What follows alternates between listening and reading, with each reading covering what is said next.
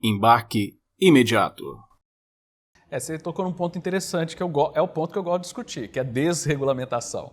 Você falou a palavra eu não gosto, mas é porque no Brasil nós temos uma coisa que é o tal do abuso regulatório. O fardo regulatório é grande. Então, não é um problema da gente querer ser contra a regulamentação, mas os excessos regulatórios que nós temos hoje no Brasil. O que vocês enxergam que precisa realmente mexer na regulação para que, por exemplo, vocês possam realmente começar a operar no Brasil, trazer concorrência junto com a segurança jurídica, porque é uma coisa importante. Uma empresa como a Flixbus tem o interesse de vir para o Brasil, a gente precisa abrir o mercado, mas não abrir por causa da Flixbus, mas abrir para que venha a Flixbus, venha outras empresas, venha uma série de empresas para fomentar de fato a concorrência. A análise de vocês, porque vocês têm experiência de mercado, por isso que eu achei importante trazê-los aqui, porque vocês têm essa experiência internacional. O que a gente precisa alinhar com as melhores práticas internacionais para termos uma regulação saudável que faça com que não só a Flixbus venha, mas que todos os players do mercado possam participar desse mercado e que o consumidor seja o grande beneficiado? Tá, essa pergunta é muito legal, Adriano, porque existem alguns termos aqui na regulamentação brasileira que podem até parecer que são pró-consumidor, vamos pensar assim.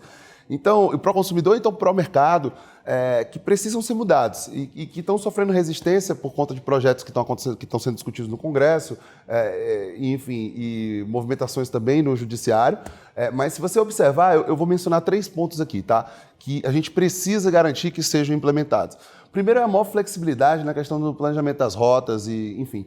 Hoje em dia, você tirar ou colocar um schedule novo, um horário novo, já melhorou o processo? Já, mas ainda está longe de ser o que era. Hoje em dia você precisa de flexibilidade. Acho que a pandemia mostrou muito isso no começo para os operadores, para o governo, para os operadores, para todo mundo, mas você precisa de flexibilidade. A gente já obteve a flexibilidade tarifária, que é algo que é muito mais flexível hoje do que antes, que é um pilar da questão concorrencial, mas existe ainda a necessidade de implementar algumas medidas que estão presentes na nova resolução da NTT, que flexibilizam isso, como a possibilidade de adicionar e retirar linhas mais fácil, maior flexibilidade de frota, enfim, flexibilidade como um todo no planejamento, tá?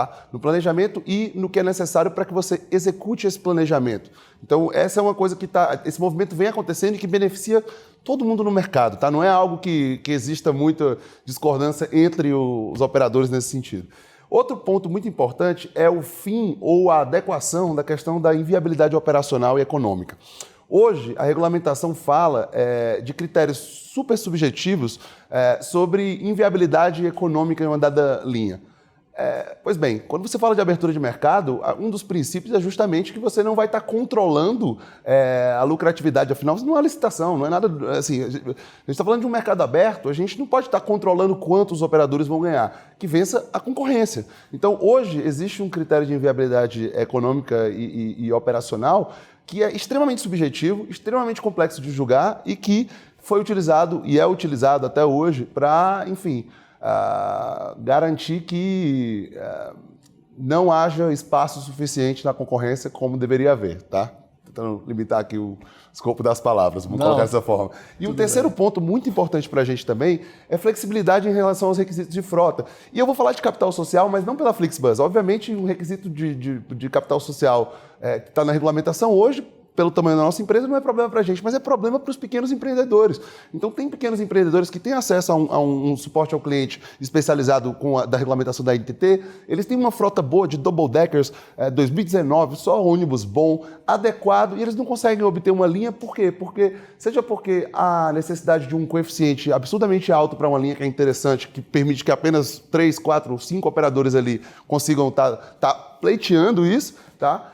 Quanto pela questão também, em termos de requisito de frota, por que eu preciso ter a minha frota? Assim, no transporte aéreo, você tem leasing de aeronaves, claro que existe um controle das aeronaves, mas você tem, você tem uma série de ferramentas financeiras para garantir que no setor aéreo você consiga operar, em vários lugares do mundo também. Aqui no Brasil, por exemplo, tem se discutido no Congresso uma questão de posse de frota que não faz o menor sentido. Você não precisa ser dono do ônibus para atender todos os requisitos de segurança ali. Isso não faz o menor sentido. Então, a gente hoje acredita, para resumir, que maior flexibilidade na questão de executar o planejamento de rota e conseguir implementar até fatores de tecnologia e coisas do tipo que são relevantes. Segundo, reinventar ou acabar com a questão da inviabilidade econômica e operacional. E o terceiro ponto é justamente isso que a gente estava falando, né? A questão dos requisitos de frota e capital social pensando nos pequenos empreendedores. Acho que esses fatores são muito relevantes para se reformular. Se você consegue flexibilizar isso, junto com algumas coisas que estão sendo discutidas, como facilidade de adicionar novos terminais, todo mundo na indústria sabe que é difícil você ter acesso a alguns terminais aqui no Brasil. Mais uma vez, sem mencionar cidades específicas, mas tem terminais em que, se você visita, você ouve que você não vai operar ali. Mas qual o sentido disso, né?